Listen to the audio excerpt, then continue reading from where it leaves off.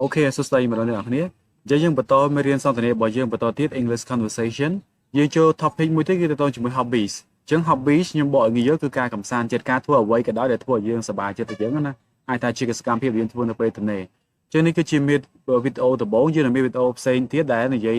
ចង់ថាចម្លើយទូទៅវីដេអូនេះយើងផ្ដោតទៅលើយើងមានបរិញ្ញាទៅមួយពាក្យ vocab ទៅមួយ hobby ជាច្រើនបន្តមកទៀតយើងរើស hobby តែមួយមកសួរនឹងឆ្លើយហើយនៅវីដេអូក្រោយយើងផ្ដោតចង់ថាចម្លើយជាទូទៅរបៀបឆ្លើយបានច្រើនយ៉ាងអញ្ចឹងណាហើយយើងនឹងរើសយក hobby ណាដែលពេញនិយមដែលមនុស្សភាគច្រើនគាត់ចូលចិត្តធ្វើយើងធ្វើជារបៀបឆ្លើយដើម្បីឲ្យអ្នកនេះអាចយកវាទៅ practice សួរឆ្លើយបានទេអញ្ចឹងយើងមើលឥឡូវនេះចូលដល់ vocab ពាក្យរបស់យើងមួយចំនួនសិនអញ្ចឹងយើងមានពាក្យជាច្រើនដែលទៅតជាមួយ hobby សំណួរសួរថាតើ hobby ហ្នឹងមានអីខ្លះដែលចាត់ទុកថាជា hobby បានអញ្ចឹងណាអញ្ចឹងយើងមើលពាក្យទៅតមួយ hobby ទៅយើងអាច reflect អាចឆ្លុះបញ្ចាំដល់ខ្លួនឯងថាតើមួយណាឬក៏មានចំនួនប្រមាណដែរដែលយើងចូលចិត្តធ្វើអូខេអញ្ចឹងយើងមើលពាក្យដំបូងយើងមានពាក្យ reading books អញ្ចឹងអ្នកខ្លះចាត់ទុកថា reading book គឺជា hobby របស់គាត់ដែរគាត់អានទៅគាត់មានអារម្មណ៍ថាសប្បាយគាត់មានអារម្មណ៍ថា relax អញ្ចឹងណាអញ្ចឹង reading book ក៏ជាផ្នែកមួយនៃ hobby របស់គាត់អញ្ចឹងទៅមួយទៀតយើងមាន dancing យើងអ្នកខ្លះក៏ចូលចិត្តរាំយើងមានពាក្យ singing អូខេការច្រៀងជាដើមហើយយើងមានពាក្យ listening to music អញ្ចឹង music ក៏ hobby ដែរយើងមានពាក្យ learning new languages អ្នកខ្លះរៀនភាសាជា hobby របស់គាត់យើងចូលចិត្តរៀនភាសាផ្សេងៗទៅបន្ថែមមកទៀតយើងមើល shopping យើងទៅដើរ shopping ហ្នឹងបន្តមកទៀតយើងមាន traveling អ្នកខ្លះក៏ចូលចិត្តដើរកម្សាន្តហើយយើងមាន hiking ដើរលេងតាមព្រៃភ្នំហ្នឹងយើងមាន cycling ការជិះកង់លេងបន្តមកទៀតយើងមាន exercising ការហាត់ប្រាណនៅជាដើមហើយdrawing យើង drawing គូររូបអ្នកខ្លះក៏ចូលចិត្តគូររូបជា hobby របស់គាត់ហើយអ្នកខ្លះទៀតចូលចិត្ត painting គេអាហ្នឹងមានពណ៌មាន fur អីត្រឹមត្រូវអញ្ចឹងទៅមានជក់អីត្រឹមត្រូវបន្ថែមទៀតយើងមើល playing musical instruments អញ្ចឹងលេងឧបករណ៍តន្ត្រីអាចថា play piano ឬក៏ play guitar អញ្ចឹងទៅអ្នកខ្លះក៏ចូលចិត្តលេងឧបករណ៍តន្ត្រីអាហ្នឹងក៏ជា hobby របស់គាត់ដែរអូខេបន្ថែមទៀតយើងមើលយើងមានពី playing computer games ជាអ្នកខ្លះក៏ចូលចិត្តលេង computer game ហើយយើងក៏មានពាក្យ cooking អញ្ចឹងអ្នកខ្លះក៏ចូលចិត្តចម្អិនអាហារអញ្ចឹងទៅហើយ baking អ្នកខ្លះក៏ចូលចិត្តដុតនំ baking យើងមានពាក្យ gardening អ្នកខ្លះក៏ចូលចិត្តថែសួនគាត់ចូលចិត្តដាំបន្លែដាំអីហ្នឹងទៅហើយមើលថែដំណាំរបស់គាត់ទៅអញ្ចឹងនេះជា hobby របស់គាត់មួយទៀតយើងមើល doing crafts ជាង doing crafts ហ្នឹងអាចធ្វើរបស់របរចេញពីធ្វើដោយដៃយើងមិនចេញពីกระดาษធ្វើជាឧបករណ៍ផ្សេងៗមានកត្រៃប្រើដើម្បីធ្វើផ្គងវាអញ្ចឹងណាអញ្ចឹងហ្នឹង doing crafts អូខេបន្ថែមទៀតយើងមើលមាន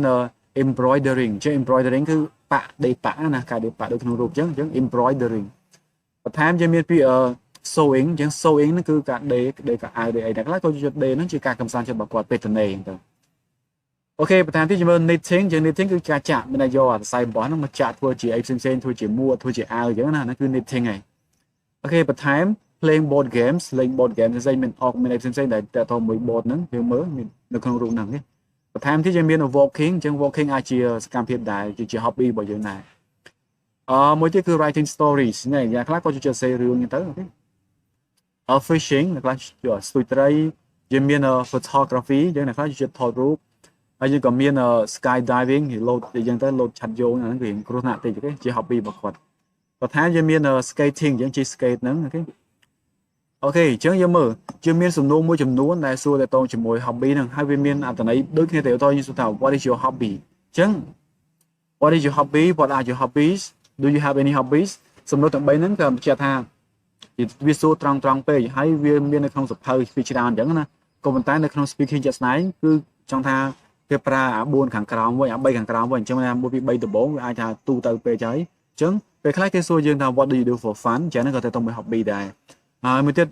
what do you do in your spare time ឬក៏ free time អញ្ចឹង hobby គឺជាសកម្មភាពដែលយើងធ្វើនៅពេលទំនេរហ្នឹងហើយអញ្ចឹងគេបញ្ជាក់គឺអាចសួរទៅមួយពេលទំនេរហ្នឹងគឺសំដៅទៅលើ hobby របស់យើងដែរហើយមួយទៀត what do you do when you are bored អញ្ចឹងតើយើងធ្វើអីគេនៅពេលដែលយើងធុញទ្រាន់អញ្ចឹងកាលណាធុញទ្រាន់យើងរកអ្វីដែលធ្វើឲ្យសប្បាយចិត្តឡើងវិញអញ្ចឹងណានេះគឺការកំសាន្តចិត្តគឺ hobby ហ្នឹងហើយអញ្ចឹងសំណួរយើងមាន6ហ្នឹងអាចសួរទៅគឺយើងឆ្លើយទៅមួយសកម្មភាពពេលទំនេរទៅមួយ hobby របស់យើងហ្នឹងអញ្ចឹងអ្វីយើងធ្វើពេលទំនេរដើម្បីកំសាន្តចិត្តយើងអាហ្នឹងជា hobby របស់យើងអញ្ចឹងអាចសួរ what is your hobby what are your hobbies អាហ្នឹងមានច្រើនបើសិនយើងប្រើ to be មាន are ហើយមាន is ទៅគឺមានន័យថាវាមានយើងធ្វើអ្វីជាសកម្មភាពច្រើន do you have any hobbies អាចសួរយើងក៏បាន what do you do for fun ហើយយើងធ្វើអ្វីដើម្បីសប្បាយចិត្តអញ្ចឹង what do you do in your spare ឬក៏ free time យើង spare time និង free time ដូចគ្នាទេ what do you do when you feel bored ជាយើងមើលសំណួរទៅនេះយើងអាចសួរមួយណាក៏បានហើយយើងទៅពេលយើងសួរយើងអាចផ្លាស់ប្ដូរគ្នាទៅដើម្បីកុំឲ្យសួរដដែលអញ្ចឹងណាអញ្ចឹងបើជាករណីយើងសួរមនុស្សផ្សេងគ្នា អូខេនេះគឺជា structure ដើម្បីឆ្លើយយើងមានរបៀបឆ្លើយទៅតាម hobby បានទៅតែមួយយើងឆ្លើយថា I like to do something អញ្ចឹងនេះជា structure ទី1ឬក៏យើងនិយាយថា I like ឲ្យបូក verb ing យកហ្មងមួយទៀតគឺយើងអាចនិយាយថា I enjoy ហើយ doing something អញ្ចឹងយើងប្រើពាក្យ enjoy ពាក្យ like មានពីរទម្រង់មានពីរ form ហ្នឹងហើយឬក៏យើងនិយាយថា I am keen on something អញ្ចឹង keen on ហ្នឹងគឺចាប់អារម្មណ៍អីមួយខ្លាំងអញ្ចឹងទៅអូខេអញ្ចឹងអាហ្នឹងជាបទ British English ភាសាអង់គ្លេសបែបអង់គ្លេសផ្ទាល់ហ្មងឬក៏យើងនិយាយថា I am fond of something អញ្ចឹង fond of ក៏ចូលចិត្តអីមួយដែរអញ្ចឹងយើងមើលក្រៅពី I like យើងអាចឆ្លើយបាន4 5 3របៀបផ្សេងទៀតទៅគេតើតងជាមួយឆ្លើយនឹង hobby ហ្នឹងឥឡូវយើងមើលវានៅក្នុងឧទាហរណ៍ជាក់ស្ដែងបើសិនខ្ញុំនិយាយថា I like watching movies យើងប្រើ like បូកមួយ verb ing អញ្ចឹងណាចឹងខ្ញុំចូលចិត្តមើលភាពយន្តមួយទៀត I like to play golf អញ្ចឹងយើងប្រើ like បូកជាមួយ to វិញហើយបូកជាមួយ verb ហើយពេលហ្នឹងយើងមើលI am keen on photography យើងបើយើងប្រើ keen on យើងប្រើ noun ជាមួយគ្នាទៅអូខេអញ្ចឹងខ្ញុំចាប់អារម្មណ៍ខ្លាំងទៅលើការថតរូបអូខេទី4យើងមើល I enjoy baking អូខេអញ្ចឹងយើង enjoy baking អញ្ចឹងយើងប្រើពាក្យ enjoy ជាមួយនឹង baking តែផ្ទាល់តែម្ដងបន្ថែមទៀតយើងមើល I am fond of traveling អញ្ចឹង I am fond of traveling យើងមើលកន្លែងហ្នឹងអូខេខ្ញុំក៏ចូលចិត្តធ្វើដំណើរខ្លាំងដែរអញ្ចឹងពាក្យ fond ពាក្យ keen on អាហ្នឹងគ្រាន់តែវាយពីចំណងចិត្តចូលចិត្តដែរខ្លាំងជាងធម្មតាទីអញ្ចឹងណាបើ like វាធម្មតាទេ enjoy ក៏រៀងកម្រិតធ្ងន់ជាង line ទីទៅចឹងយើងមើលយើងមានរបៀប5ហ្នឹងដើម្បីយើងឆ្លើយទៅតាមជាមួយ hobby របស់យើងកុំឲ្យយើងឆ្លើយដដែលយើងអាចឆ្លើយផ្សេងៗគ្នាចឹងទៅអូខេយើងមានសំណួរចំនួន7ដែរដើម្បីសួរឆ្លើយក្នុង media ហ្នឹងទី1 what is your favorite hobby យើងគ្រាន់តែថាពាក្យ favorite ទេជំនឿថាជួនកាលយើងមាន hobby ច្រើនហើយយើងជួយធ្វើច្រើនតែយើងរើសថា favorite មួយយើងតែងតែធ្វើច្រើនជាងគេណាអញ្ចឹងយើងប្រើពាក្យថា favorite អ្វីយើងចូលចិត្តជាងគេអញ្ចឹង what is your favorite hobby ទី2 where do you usually practice your hobby អញ្ចឹងបើយើងមាន hobby ហើយតើយើងអនុវត្តវាឬក៏ធ្វើវានៅណាទី3 how many hours a week do you spend on your hobby អញ្ចឹងតើចំណាយពេលប្រហែលក្នុងមួយសប្តាហ៍លើ hobby របស់យើងឬក៏យើងសួរថា how often do you engage in your hobby អញ្ចឹងអានោះដូចគ្នាទេតែយើងធ្វើវាដល់យើងឲ្យបានប៉ុណ្ណាទី4 who introduce you to your hobby អញ្ចឹងអ្នកណាដែលណែនាំយើងទៅ hobby នេះជួនកាលយើងចូលចិត្តធ្វើមួយដោយសារយើងឃើញគេធ្វើទៅយើងធ្វើជាមួយប្រាក់ទៅអាចចាប់អារម្មណ៍ទៅយើងធ្វើតាមគេទៅបន្ទាប់ទៀតគឺ how did you discover your hobby តែយើងរកឃើញ your hobby របស់យើងដោយរបៀបណាគេអញ្ចឹងវាជួនកាលយើងអាចមិត្តភក្តិណែនាំយើងអត់ទាន់ចាប់អារម្មណ៍ទេអញ្ចឹងនោះថាយើងធ្វើវាម្ដងហើយទៅធ្វើឲ្យយើងចាត់ទុកវាជា hobby របស់យើងអញ្ចឹងយើងនិយាយពីដំណើរការយើងដែលវាខ្លាចជា hobby របស់យើងទី6 what materials or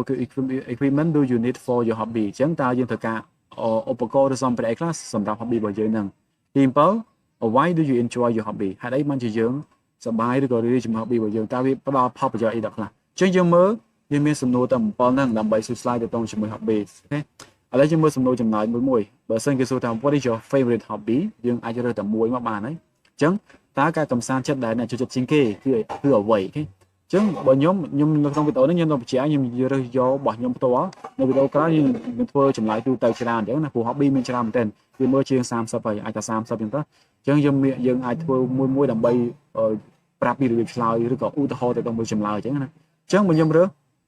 I like to play football អញ្ចឹងខ្ញុំចូលចិត្តលេងបាល់ទាត់អញ្ចឹងក្រៅពីខ្ញុំឆ្លើយថា I like to play football ខ្ញុំអាចនិយាយថា I like playing football ឬក៏ I am keen on football I enjoy playing football ឬក៏ I am fond of playing football អញ្ចឹងយើងមើលយើងអាចប្រើ structure ទាំងអស់ហ្នឹងអូខេអញ្ចឹងនេះគឺជារបៀបឆ្លើយសំណួរទី1ដល់ពេលសំណួរទី2 where do you usually practice your hobby អញ្ចឹងកាលណាគេសួរអញ្ចឹងខ្ញុំនៅតែឆ្លើយទៅមួយ football ហើយបើសិនខ្ញុំលេងបាល់តែខ្ញុំអនុវត្តវាឬក៏លេងវានៅណាអញ្ចឹងខ្ញុំឆ្លើយថា I normally play football at Roy 7 football club or sometimes I play it at my workplace អញ្ចឹងជួនកាលខ្ញុំលេងវានៅ club Roy 7 ហ្នឹងហើយជួនកាលលេងនៅកន្លែងធ្វើការអញ្ចឹងណានេះជាចម្លើយមួយទៀតគឺ I often practice football at home អញ្ចឹងជួនកាលយើងមិនទៅលេងហ្មងទេយើងគ្រាន់តែ practice អនុវត្ត work hard វានៅផ្ទះអញ្ចឹងទៅអាហ្នឹងគឺរបៀបដែលខ្ញុំធ្វើសំណួរទី3យើងមើល how many hours a week do you spend on your hobby អញ្ចឹងតើខ្ញុំចំណាយពេលប្រហែលលើបាល់ទាត់ហ្នឹងហើយយើងអាចឆ្លើយសួរបានពី how often do you engage in your hobby អញ្ចឹងបើខ្ញុំជាទូទៅ I practice football 4 times a week ឧទាហរណ៍ថាជួនកាលខ្ញុំហាត់វានៅផ្ទះហើយខ្ញុំគាត់ចុះទៅឡើងនៅផ្ទះអញ្ចឹងទៅហើយថាមួយសប្តាហ៍ធ្វើ3 4ដងអញ្ចឹងទៅឬក៏ខ្ញុំនិយាយថា I play football once a week ខ្ញុំលេងបាល់ទាត់ហ្នឹងតែម្ដងក្នុងសប្តាហ៍លេងនៅកន្លែងការងារឬក៏លេងមួយកន្លែងមិត្តភក្តិអញ្ចឹងណាចឹង once a week នឹងស្មើ one time ដល់ពេល2ដងយើងថា two times ឬក៏ twice 3ដងឬក៏ three times ឬក៏ thrice ប៉ុន្តែពាក្យ thrice ហ្នឹងគឺពាក្យចាស់ហើយគេសូវលេងប្រើគេលេងសូវប្រើអញ្ចឹងណាគេប្រើ three times ឬ four times ទៅ4ដងអញ្ចឹងទៅ អូខេចឹងនេះគឺចម្លើយទី3ឧទាហរណ៍ជាមើលសំណួរទី4គឺថា who introduced you to your hobby ចឹងតើនរណាណែនាំអ្នកទៅកាន់ការកំសាន្តចិត្តឬក៏ hobby របស់យើងហ្នឹងពីទូទៅខ្ញុំធ្លាប់លេងបាល់កាលពីខ្ញុំនៅរៀននៅវិទ្យាល័យអញ្ចឹងណាតែជប់លេងជាយូរដល់ពេលចាប់អារម្មណ៍ឡើងវិញដោយសារតែមិត្តភ័ក្តិរបស់ខ្ញុំហ្នឹងនាំខ្ញុំទៅលេងអញ្ចឹងដល់ពេលអញ្ចឹងទៅអាហ្នឹងជាចំណែកមួយអញ្ចឹងយើងអាចឆ្លើយថា my friends introduced me to play football អញ្ចឹងមិត្តភ័ក្តិរបស់ខ្ញុំហ្នឹងបានណែនាំខ្ញុំឲ្យលេងបាល់ទាត់ដោយសារតែគាត់ព្រោះខ្ញុំទៅលេងមួយគាត់ហើយដល់ពេលលេងទៅយើងនឹងឆ្លើយសំណួរក្រោយធ្វើម៉េចថាហេតុអីបានយើងចាត់ទុកវាជា hobby របស់យើងជាងអាចឆ្លើយ my roommates ក៏បានមិត្តដែលនៅស្នាក់នៅជាមួយគ្នាអ្នកខ្លះមាន roommate នៅបន្ទប់មួយគ្នាអញ្ចឹងណាអ្នកខ្លះ colleagues អ្នកធ្វើការជាមួយគ្នាឬក៏ dad ឬក៏ mom ឬក៏ sister brother ក៏ដោយអាចឆ្លើយបានគ្រប់បែបយ៉ាងហើយសំណួរមួយទៀតគឺសួរថា how did you discover your hobby អញ្ចឹងតើយើងរកឃើញ hobby ដោយរបៀបណាអាហ្នឹងសំណួរវារៀងអតីតកាលបន្តិចអញ្ចឹងយើងចាត់ទុកវាជា hobby ហេតុអីបានយើងអាចចាត់ទុកវាជា hobby របស់យើងហ្នឹងដោយចំពោះខ្ញុំដំបូងគេថា after I play football with my friend for the first time I wanted to play it again and again នេះសម្រាប់អ្នករៀងល្មមអាចឆ្លើយបានល្មមទៀតអញ្ចឹងណាអញ្ចឹងខ្ញុំថាបន្ទាប់ពីខ្ញុំលេងបាល់ជាមួយមិត្តភក្តិរបស់ខ្ញុំលើដំបូងខ្ញុំចង់លេងវាម្ដងហើយម្ដងទៀតអញ្ចឹងកាលណាយើងចង់ធ្វើអ្វីមួយម្ដងទៀតហ្នឹងវាខ្លាចជា hobby របស់យើងហើយអញ្ចឹងណានឹងចម្លើយទី1អាចឆ្លើយខ្លីបែបហ្នឹងបានឬក៏យើងឆ្លើយថា after my friend invited me to play football with him I found that I wanted to play it again and again because it was good for my health អញ្ចឹងចម្លើយនេះរៀងវែងបន្តិចទៅអញ្ចឹងបន្ទាប់ពីមិត្តរបស់ខ្ញុំបានប្រមូលខ្ញុំលេងបាល់ហើយខ្ញុំយល់ឃើញថាខ្ញុំចង់លេងវាម្ដងហើយម្ដងទៀតដោយសារតែវាល្អសម្រាប់សុខភាពទៅអានេះយើងបញ្យល់បន្ថែមតិចអូខេនេះឆ្លើយយើងក៏បាន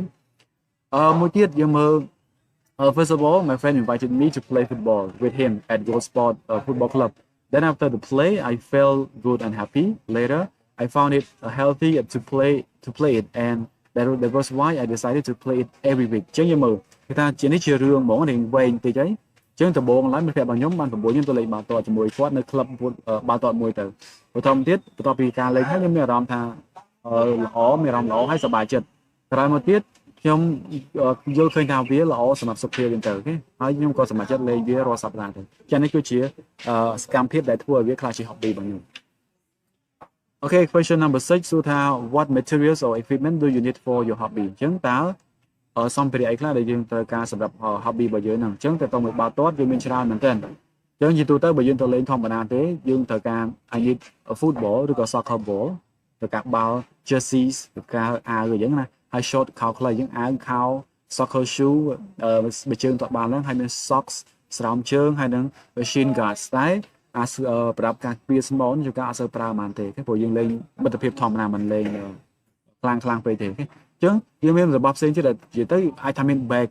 គាត់ចង់ថាកាបូបសម្រាប់ដាក់កៅអៅពេលយើងទៅណាទៅលេងបាល់ទៅតែដាក់ក្នុងកាបូបហ្នឹងទៅព្រោះយើងខ្ជិលប្រើថង់អញ្ចឹងណាវាល្អមើលជាងអញ្ចឹងនេះជាសម្ភារៈដែលខ្ញុំត្រូវការដើម្បីលេងបាល់បានអូខេសំណួរទី7សួរថា why do you enjoy your hobby ហេតុអីបានជាអ្នករីករាយជាមួយនឹងការកម្សាន្តចិត្តរបស់អ្នកជាមួយយើងចូលចិត្តបាល់ទាត់ហេតុអីបានជាខ្ញុំសប្បាយជាមួយបាល់ទាត់ហ្នឹងហេតុផលរបស់ខ្ញុំមើលយើងដាក់ថា I like playing football because I can stay healthy have closer relationship with my friends and feel relaxed from work អញ្ចឹងហេតុផលរបស់ខ្ញុំទី1គឺខ្ញុំអាចមានសុខភាពល្អទី2មានទំនាក់ទំនងកាន់តែស្និទ្ធស្នាលជាមួយមិត្តភក្តិទី3គឺមានអារម្មណ៍ថាសម្រាកធូរស្រាលពីការងារទៅអញ្ចឹងនេះគឺជាហេតុផលអូខេយើងសរុបមកវិញយើងមាន7សំណួរហ្នឹងសម្រាប់សួរឆ្លើយទៅមួយ hobby មេរៀនដំបូងវីដេអូដំបូងអូខេយើងនឹងមានមេរៀនបន្តទៀតដើម្បីឆ្លើយពីរបៀបឆ្លើយទៅទូទៅហើយអាចរើសhobby ណាដែលគេនិយមចូលចិត្តជាងគេយើងយកធ្វើបន្ថែមទៀតតាមរយៈ hobby ហ្នឹងអូខេជឿជាមានសំណួរទី1 what is your favorite hobby ទី2 where do you usually practice your hobby ទី3 how many hours a week do you spend on your hobby how often do you engage in your hobby Number 4, who introduced you to your hobby? 5, how did you discover your hobby? 6, what materials or equipment do you need for your hobby? And then last one, why do you enjoy your hobby? Okay, សង្ឃឹមថាអ្នកនរអាចយកវាទៅអនុវត្តនិយាយភាសាអង់គ្លេសបានជួបគ្នានៅវីដេអូបន្តទៀត Thank you